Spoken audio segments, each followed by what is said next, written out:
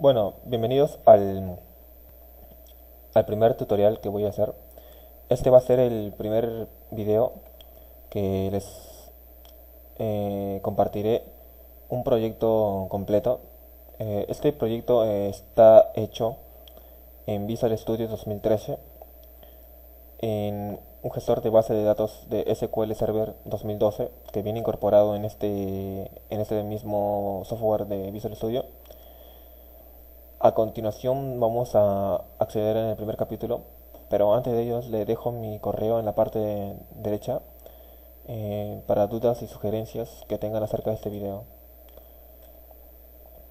El sistema de gestión de ventas, inventarios y almacén se realizará con una arquitectura de tres capas: la capa entidad, la capa negocio y la capa presentación.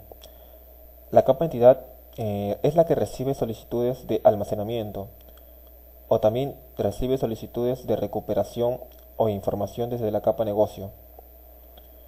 La capa negocio es la capa que se comunica con la capa de presentación para recibir solicitudes y presentar los resultados al usuario final.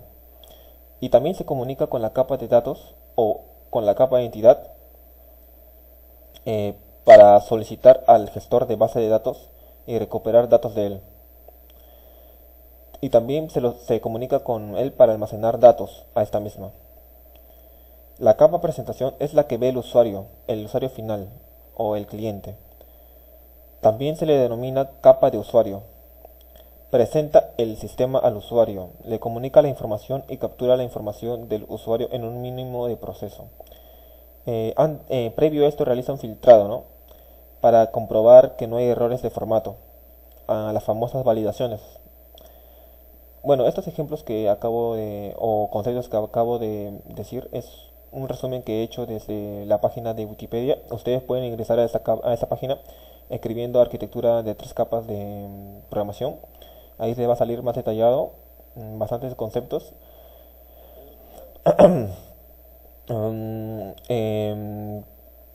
Continuamos. Este sistema de gestión de ventas, inventarios y almacén, como había dicho, se está haciendo en tres capas. Como vemos aquí un panorama de las capas. La capa presentación es la que solicita las transacciones, los datos de información a la capa negocio. La capa negocio devuelve estos datos a la capa presentación desde el usuario. Cuando el usuario, por decir, hace clic en grabar, esta capa pide la información de grabar, de insertar, por decir, insertar un cliente o insertar un vendedor o un producto. Esta transacción que se ejecuta en la capa negocio va a necesitar datos.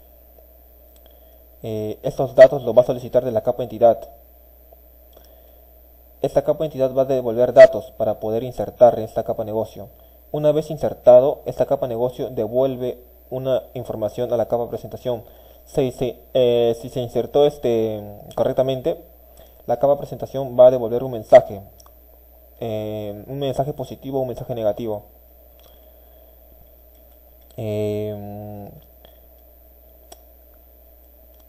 Esta capa presentación es la que ve el usuario, como les había dicho. Esta capa negocio es la que va a ejecutar todas las consultas, transacciones como insert, update, delete, que por eso pongo que está relacionado con el SQL. La capa entidad también está relacionada con el SQL porque se va a almacenar datos, se van a recoger datos, etcétera. El sistema de gestión de ventas de inventarios y almacén, como había dicho, se va a hacer en un gestor de base de datos SQL Server 2012. Utilizaremos múltiples tablas como la tabla producto, la tabla categoría, la tabla modelo, proveedor, almacén, marca, la tabla ingreso almacén, la tabla venta, detalle de venta, la tabla de evolución, la tabla de detalle de evolución, la tabla de pago, la tabla cliente, la tabla de empleado, cargo, persona, usuario. La tabla persona es la que va a generalizar a las demás tablas como la de cliente y empleado. El usuario es la tabla que va a tener los accesos, los perfiles de administrador, vendedor, cliente, cajero, etcétera. La tabla país, departamento y distrito lo he hecho opcional para poder entender un poco más de lo que es una tabla relacional, ¿no? No es muy importante, pero lo vamos a poner para poder tener una proye- un, un enfoque más visual de lo que es trabajar con este tipo de tablas relacionales. A continuación, en la diapositiva podemos observar el modelo relacional, la entidad de relación de la tabla producto. Como podemos ver, la tabla producto está relacionada con categoría, marca, modelo, proveedor, ingreso, almacén. En este caso, un almacén puede tener bastantes productos, pero un producto, por decir, un cuaderno puede estar en un almacén, otro cuaderno puede estar en otro almacén, por eso las relaciones de muchos a muchos. Para eso yo he utilizado una tabla de neutralización para controlar esta relación de varios a varios. En esta tabla de ingreso al almacén podemos observar el ID almacén, que es de aquí, el ID producto, que es de aquí, y una fecha de ingreso del producto. También vamos a poner una fecha de salida que está más abajo, solamente que no ha salido en la pantalla. La tabla producto pertenece a una sola categoría, a una sola marca, a un solo modelo, a un solo proveedor. Pero una categoría, una marca, un modelo y un proveedor pueden tener bastantes productos. Por eso las relaciones de uno a muchos. Nosotros cuando registramos un producto vamos a tener que pasar un código de categoría, un código de marca, un código de modelo, un código de proveedor y sus demás datos. Y cuando queremos acceder a los datos de esas tablas, simplemente con el famoso join, el left join, el self join, el right join, los conocidos, podemos hacer un filtrado exacto de los datos que hace referencia a esos campos, para que no haya lo que se llama producto cartesiano. Ya más adelante hablaré mejor de estos temas. Ahora simplemente estoy haciendo algo previo. En el capítulo 2 vamos a ver la creación de la base de datos. La base de datos se realizará con full código.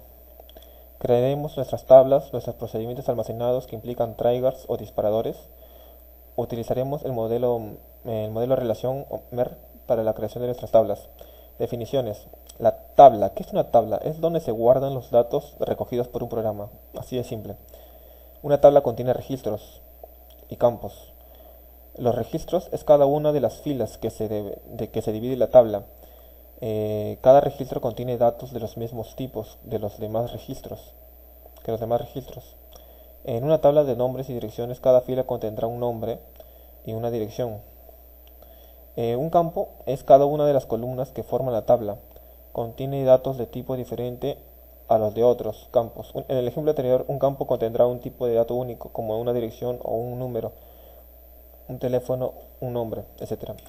Retrocediendo aquí, por decir, esta tabla categoría, los campos vendrían a ser el código de categoría, el nombre de la categoría, la descripción de la categoría y la imagen de la categoría. Los registros serían los valores que le ingresamos a estos campos. Un registro podría ser un código de un CAT001, el nombre de categoría, por decir, cuadernos. Descripción de categoría podría ser cuadernos para colegio. Una imagen de la categoría ya uno lo escoge. Eso sería un registro. Otro registro sería, por decir, CAT002. Otra categoría sería folders o folders. Descripción de categoría sería folder para estudiantes de universidad, estudiantes de academia, ¿no? Una imagen de categoría, por decir, una imagen de un folder, sería otro registro. Y así, ¿no? Cada registro cada fila va a tener un registro. Los campos son los nombres de estas columnas. Los registros son los valores que le damos a estas columnas, en resumen. Bueno, continuando, un procedimiento almacenado o store procedure, que es en inglés, son unidades de código compuestas por una o más sentencias Transact SQL o TSQL y que son almacenados en el servidor. Los triggers, que también vienen a ser procedimientos almacenados, son aquellos que se ejecutan cuando se cumple una condición establecida al realizar una operación, dependiendo de la base de datos. Los triggers pueden ser de inserción, autorización o de borrado. Algunas bases de datos pueden ejecutar triggers al crear, borrar o editar usuarios, tablas, bases de datos u otros objetos.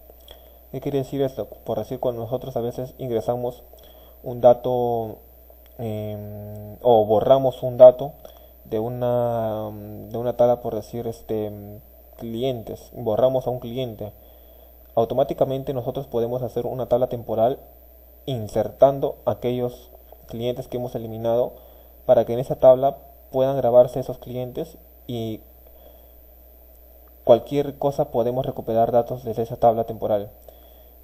Eso se haría con un trigger que al momento de borrar un cliente insertas al mismo tiempo ese cliente en otra tabla, que es una tabla temporal.